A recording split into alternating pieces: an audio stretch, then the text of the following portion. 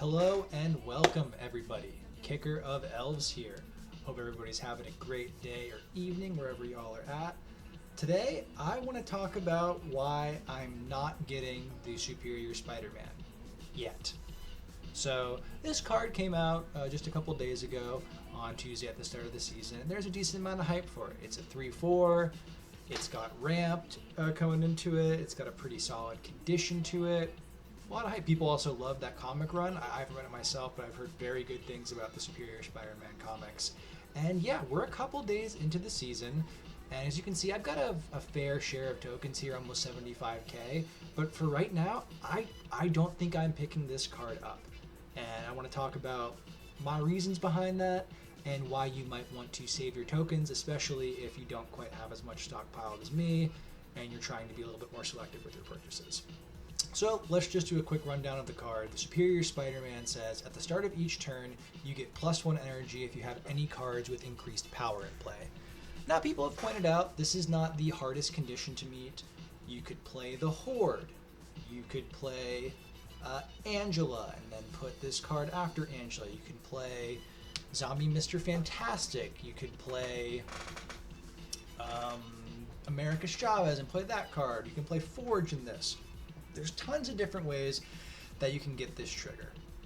And that's all well and good, but now a couple days into the season, seeing some of the big infinite decks, I think the simple fact is there are not a lot of decks that A, want ramp just straight up, and B, want ramp in the way this card gives ramp to them.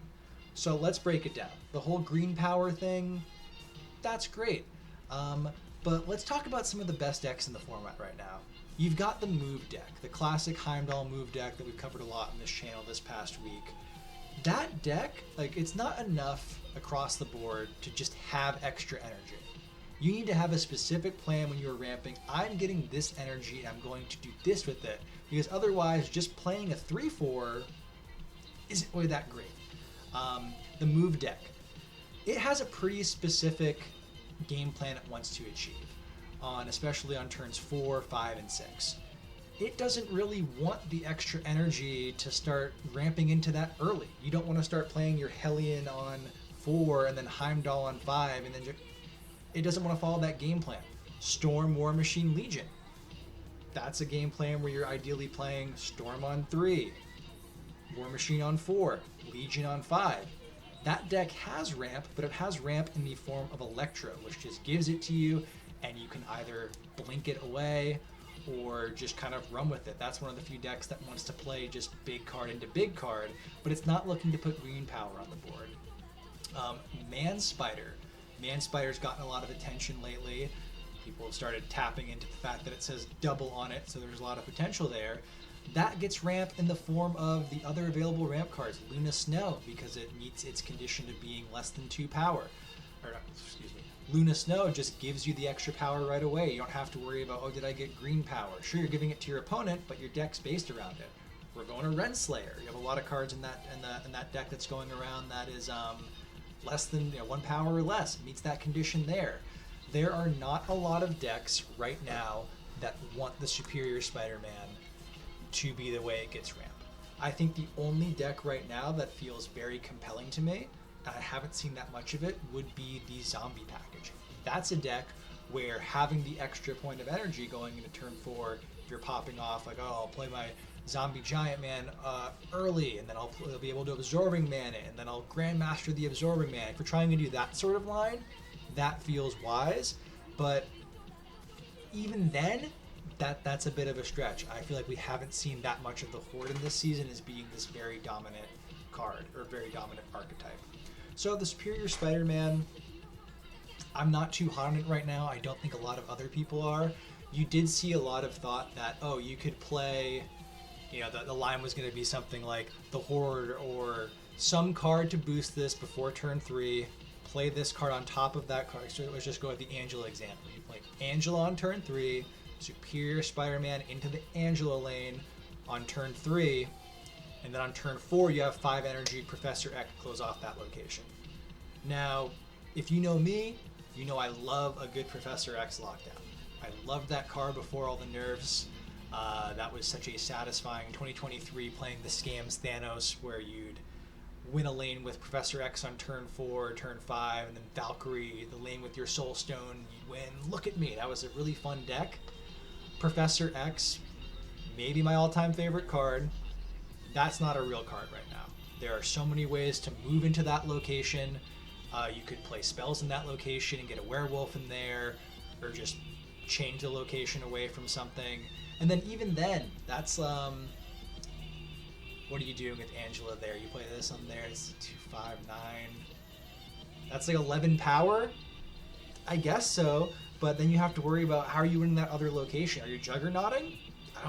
Probably shouldn't. You might move their big card into your Professor X location.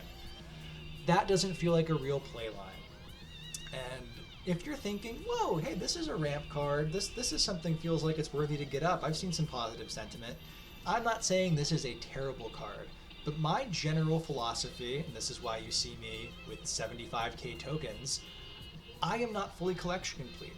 I try to be competitive complete, especially just to be able to make sure I have a diverse place. I don't want to play just a single deck. But there are going to be times, like last month, for example, or July, where there's just a month where every single card looks interesting, or there's a potential to make a deck with every single card. October is a perfect example where if you wanted to go for the Horde archetype, you were getting the Season Pass card, Zombie Scarlet Witch. You were getting Zombie Mr. Fantastic. You had to buy Zombie Giant Man. You had to play both limited time game modes. There was a higher investment thing. I like having a nice steady stockpile of tokens like this so that I can go all in on certain months, get multiple cards when they seem truly broken or truly high end. And right now, Superior Spider-Man does not feel like one of those cards. Should he become strong in the future, I'll pick him up in a snapback. I'll wait for him to rotate into my token shop. But if you are looking to invest, especially if you are lower on in collection, or you're just extremely focused on, I want to hit Infinite, that's my goal every month, I want to push the ladder on Infinite, Superior Spider-Man is not it. The long story short right now is that this card is conditioned to give you ramp doesn't fit into a lot of the very strong meta decks right now. There are better ramp cards that already exist, you probably already have in your collection for the decks that want to do a ramp sort of game plan right now. That all being said, if you know of a really strong Superior Spider-Man deck, people having a lot of success with this card specifically, let me know in the comments. I'd love to check that out. I love what Glenn Jones had some sort of quote back in the day that if you release a new card and it's not very good, it's almost like you didn't really release the content in the first place. So yeah, I want every card to be good other than the fact that we don't have an infinite amount of tokens. So that's my thoughts. I'm taking a pause on Superior Spider-Man right now. I think it's fine to miss the weekend missions. If someone doesn't find something broken to do with this card this early in the season, you're better off spending your resources on maybe Man Spider, getting that last piece of the move deck.